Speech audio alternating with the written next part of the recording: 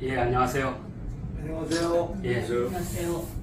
예, 고전학당 여섯 번째 시간 하겠습니다. 예, 교재가 오늘 약간 바꿨는데요. 전체적으로 이 궁궐 제도를 읽다 보니까 뒤에 학제라든지 종묘, 동법 제도까지 다 이해해야만 할 것 같아서 한 3주에서 4주 정도 제가 좀 더 공부를 하고 완전히 익히는 게 더 나을 것 같아서 궁궐과 관련된 고전은 크게 3개가 있습니다. 이건 다 배울 건데요. 첫 번째는 이제 삼내도에는 궁궐이 있다고 그랬죠. 근데 그 궁궐이 너무 소략하기 때문에 이것을 해석한 삼내통론, 궁궐 제도편, 지금 이게 그 교재가 되겠고, 또 하나는 왕력이라고 무지 유명하신 분이 있어요. 이분이 청와대학에서 문자학을 전공했고 1954년에 북경대학교 교수를 지내요. 그때부터 세상을 떠난 적은 86년이니까 무려 32년간 북경대 교수를 지내요. 그리고 중국에서는 문자학에서는 최고의 권위를 가진 분이에요. 이분이 제자만 12,000명을 길러냈다 하니까 뭐 대단하죠. 그래서 이분이 이제 고대 한어라는 아주 유명한 책을 쓰세요. 중국 고대 한어, 우리말하면 이제 국어죠, 국어. 그 가운데 부록편으로 해가지고 중국 고대문화 상식이라고 이렇게 따로 이렇게 해놨습니다. 그래서 이게 이제 모두 14편으로 되어 있는데 이 삼내도하고도 상당히 관련이 많은 쪽이에요. 그러다 보니까 이 가운데 제 10장이 궁실편입니다. 이걸 한번 잠깐 읽는 게 더 나을 것 같아서. 그리고 또 하나는 13경 중에 이하라고 있습니다. 이하라는 건 뭐냐면 설문해자는 글자 하나에 대한 해설이에요. 글자 하나에 대한 해설. 근데 이하는 뜻이 비슷한 글자들을 다 모아서 이런 글자들이, 예를 들어서 이하에는 이제 이런 편인데 이게 13경이니까 유학자들 반드시 공부해야 되겠죠. 그 이유는 뭐냐면 우리가 13경 가운데 5경을 읽으려면 한자에 대한 이해를 하지 않고는 읽을 수가 없어요. 그래서 그 한자에 대한 해설책입니다. 이하가. 그래서 여기 보면 석고, 석권, 말에 대한 이야기, 훈에 대한 이야기, 그 다음에 친척에 대한 이야기, 그 다음에 5편이 궁궐에 대한 이야기입니다. 그래서 여기 중요하거든요. 그래서 왕력편 첫 번째 딱 보면 이하 석궁이라고 딱 되어 있을 거예요. 이하 석궁. 이게 바로 이하의 5편에 있는 그 궁에 대한 설명이 됩니다. 그래서 이것은 한 달 정도 지나서 중간 정도에 다시 한번, 이렇게 양이 많지 않거든요. 그래서 대략 이하의 궁편이 한 요 정도 됩니다. 전체 중에 요 정도.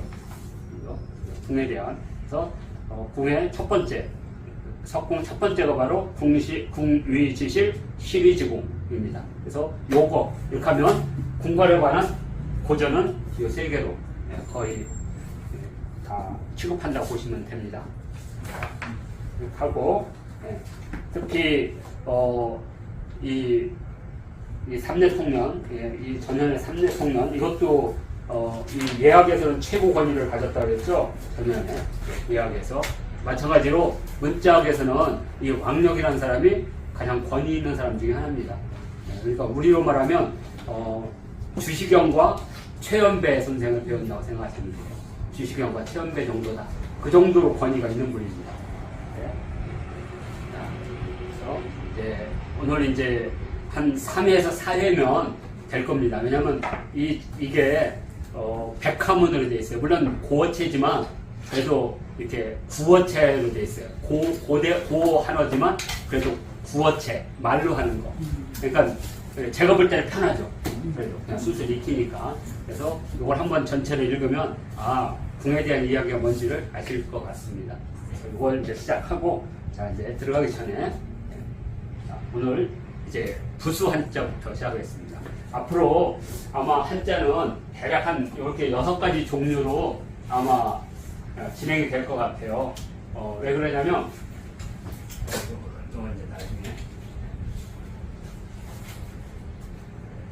공부를 하다 보면 한자가 이제 여러 종류가 있는데 부수도 배워야 되고, 그죠? 그래서 우리가 한자를 배울 때 제일 속지 말아야 될 게 형태를 가지고 그 뜻이 무엇이라고 정하지 마라. 그래서 예를 들어서 입구하면 이렇게 입구지만 이 입구란 네모, 이 네모라는 걸 가지고 만들어진 뜻은 10가지가 넘어요. 그냥 우리가 그냥 천자문에서 입구 하니까 이걸 다 입구로만 이해하는 거죠. 입구. 근데 이것은 담도 될 수 있고요. 입도 될 수 있고, 그릇도 될 수 있고, 머리도 될 수 있고. 예를 들어서 머리 중에 이게 있거든요. 지킬 보자, 업을 보자입니다. 업을 보자. 그러니까 이거 아이예요. 아이. 그래서 사람이 이렇게 쓰면 이렇게 요게 아이예요. 아이를 업고 있는 모습 보자. 그런데 이제 이게 지키다, 엄마가 아이를 보호하다, 지키다, 기르다는 뜻을 쓰이니까 나중에 아이를 업는 것은 여기다가 오들자를 썼어요. 그래서 우리가 강보 보자를 쓰죠. 한자랑 이렇게 만들어진다고 했죠? 제가. 그러니까 요거 똑같이 딱 점이라고 딱 찍는 순간 그냥 점에는 여러 가지가 있을 수 있어요. 뭐 물방울도 될 수 있고 여기 점도 될 수 있고 불꽃도 될 수 있고 그래서 그냥 점주 많이 쓰는 것 중에 하나인데요. 오늘은 이제 그 점주 중에 특별한 몇 가지가 있어서 그걸 하려고 합니다. 왜냐하면 제가 가능하면 궁궐과 관련된 한자를 많이 일단 할 겁니다. 그러면 점주하고 궁궐하고 무슨 관계가 있냐? 무지궁궐의 관계가 있죠. 그게 뭐냐면 궁궐에 가면 다른 집에는 없는 단청이 있죠. 단청. 그럼 단청이 도대체 뭐냐? 말 그대로 단청은 이렇게 쓰죠. 이렇게. 여기 점주가 들어가 있죠. 점주. 청자가 있죠. 청자의 요 밑에는 달월이 아니고 단자입니다. 단자 원래. 단청할 때는 요거에다가 요게 들어간 거예요. 이걸 이해하지 못하니까 한자 이걸 그러니까 왜 푸르다니까 뭐 달이 뭐 초기에 뜨는 뭐 푸르다 뭐 이런 말도 안 되는 얘기를 하는 거죠. 한자의 발생을 보면 이것도 단에서 나온 거거든요. 근데 이제 고대인들이 이 청동기나 이런 야련하는 과정에서 이른바 단사라는 걸 발견하게 돼요. 단사. 그러니까 우리가 말하는 주사계열인데요. 그래서 고대인들은 뭐 푸른색도 숭배했지만 붉은색도 숭배를 했거든요. 그런데 이 땅속 깊은 어떤 이렇게 막힌 공간에 붉게 된 이른바 우리가 뭐라 하지 그게 이렇게 수련할 때 그걸 먹어요. 그러면 죽는 거죠. 나하고 아연 할 때, 아연 계열이에요, 이게. 무지 위험한 거예요, 이게. 근데 이제 이걸, 공기 밖으로 내면, 이 공기와 만나면서 그게 사라져요. 그러면서 붉은 것만 남는 거예요, 이게 붉은 거. 그걸 가지고 도장 인주 찍죠, 인주. 인주를 찍을 때 쓰는 게 바로 이 주사 계열이거든요. 단사라고 부르는데. 그래서 이제, 그런데 이게 세월이 지나면 자꾸 공기하고 만나면서 색깔이 변하기 시작해요. 그리고 어떻게? 푸른 색깔로. 그래서 멀리서 보면 이렇게 보면 붉은색, 이렇게 보면 푸른색. 그래서 그걸 단청이라고 부르는 거예요.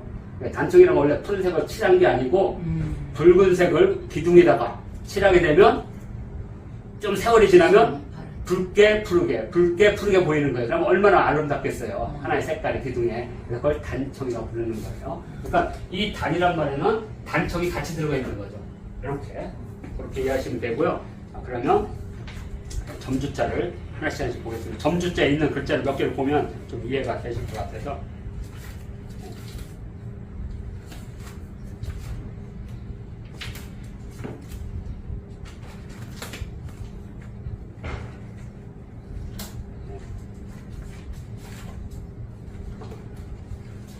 원리 한자 제가 여기 써놨는데 지금 어디 있는지 못 찾아요. 일단 부산. 그래서 가장 이제 많이 쓰는 게 이 점주자 있는 중에 이 단자. 이 단자인데 이 단자를 보면 이렇게 생겼어요. 이렇게 우물정하고 비슷하죠? 이것은 뭐냐면 깊이 땅을 파고 들어가서 횃불을 들고 무엇인가 채취하는 모습이라고 현재는 돼 있어요. 그래서 이것은 횃불에서 온 거예요. 횃불. 횃불. 그래서 횃불에서 단자가 왔다 정도만 금방 알 수가 있는데, 이제 다음에는 이 비슷한 것 중에 하나가 이제 우물정자가 있습니다. 배웠을 거예요, 우물정자. 그래서 우리가 우스갯소리로 퐁당퐁이라고 이렇게 놀리는, 근데 나중에 이제 요것은 이제 물방울 말하는 겁니다. 물방울. 점주에는 횃불이 있고, 그래서 붉은탕자가 있고, 이건 이제 우물정자가 된다고 그랬죠. 이렇게. 그 다음에 또 하나는 자주 쓰는 것 중에 뭐가 있냐면 얼음빙자가 있습니다. 물인데 탁 찍으면 이것은 조각이겠죠. 얼음 조각. 그리고 비슷한 것 중에 얼음빙하고 비슷한 것 중에 이런 글자가 있을 겁니다. 네, 헤엄칠 영자입니다. 헤엄칠 영자. 근데 지금은 길다는 뜻을 가요. 이게 뭐냐면 물길을 따라서 사람이 지금 수영을 하고 있는 모습이에요. 수영을 하고 있는 모습. 그래서 지금은 길영자로 쓰이죠. 길다, 멀다는 뜻입니다. 멀리 갔다.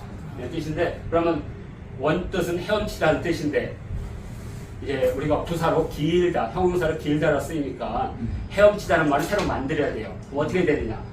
물 숫자를 쓰면 돼요. 이렇게. 그러면 헤엄칠 영자를 이렇게 만드는 거예요.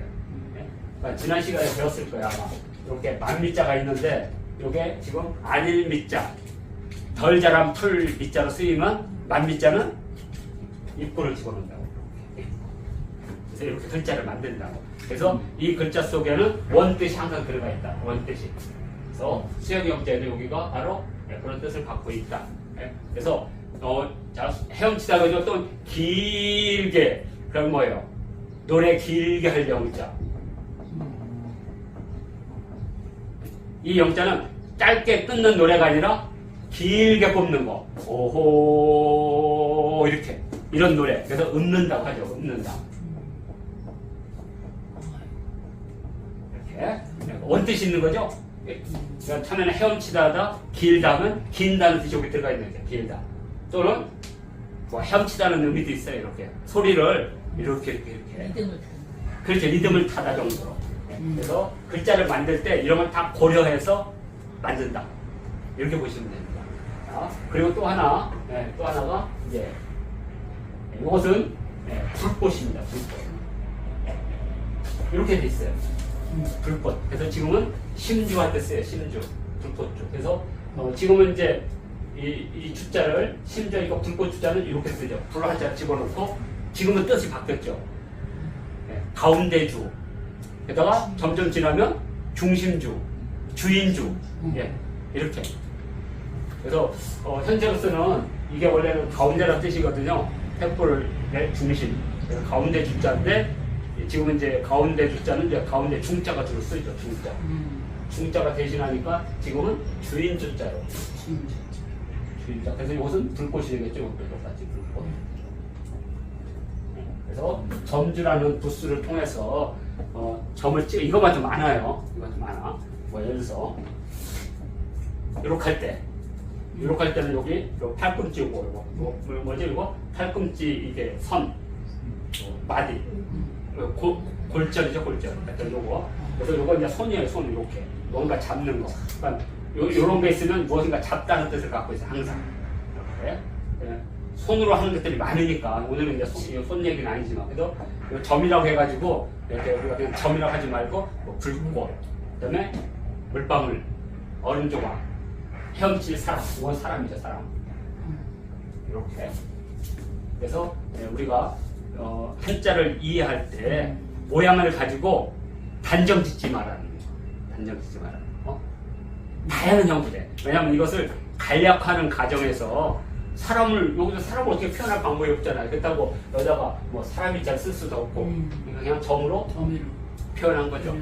이렇게 표시하면 되겠습니다. 점으로 표시하는 것 중에 또 있습니다. 예를 들어서 이거 사람이 간다는 거거든요. 근데 많은 사람이 갈 때는 점 2개를 찍어버리죠. 그래서 이것은 길게 사람들이 가다는 뜻이에요. 이런 글자 중에 이렇게 이따 배우겠지만 이어질 연자일 때 수레를 끌고 여러 대가 가다는 모습이다. 그래서 이어질 연. 마찬가지로 연못에 꽃이 길게 계속 뻗어 있다. 그래서 연꽃연자가 만들어지게 돼요. 후대 만들기 글자들이에요. 그렇게 하면 이해하기가 좀 쉬울 겁니다. 그래서 오늘은 이 정도 부수 한자로 점주 이렇게 보기로 하고, 자, 오늘 이제 여기 점주 중에서 오늘은 단청을 하는 겁니다. 그래서 단청이라는 게 많은 사람들이 오해를 해가지고 붉은색, 푸른색 칠하는 거라고 했지만, 근데 주사가 구하기 힘들어요. 그게 한자죠. 한자. 아까 단청? 아니 아까 쓰신 밑에 한자 아니에요? 이거 환자. 무슨 한자죠 이게? 이렇게 끌어안는 환. 지금 둥글 환자로 쓰이지만 이렇게 손으로 이렇게 뭔가 끌어안는다, 뭐 잡는다 이런 뜻이에요. 그래서 이것은 손으로 하는 어떤 행위 가운데 이렇게 완전히 손으로 잡아서 완전히 끌어안는 거. 이게 많이 쓰이니까요. 우리가 집할 때 많이 쓰죠. 집다. 뭘 잡다 할 때. 집. 네. 자, 이렇게 하고. 자, 이제 오늘은 이제 두 번째. 그래서 단청이라고 하는 것은 붉은색을 칠한 단사입니다. 벽면주사라고 부르는데요. 이게 세월이 지나면 푸른색으로 바뀐다. 그래서 두 개를 칠하는 게 아니다. 붉은색을 칠한다. 그것이 푸른색으로 변한다. 그래서 붉고 푸른 게 왔다 갔다 한다. 그래서 단청이라는 것은 원래 공궐의 색깔을 이쁘게 하기 위해서 한 게 아니라 벽사의 기능을 했던 건데, 그것이 후대에 와서 붉은색, 푸른색이라고 오해한 것이다. 이렇게 이해하시면 됩니다. 푸른 청자도 나중에 배울 거 있어요.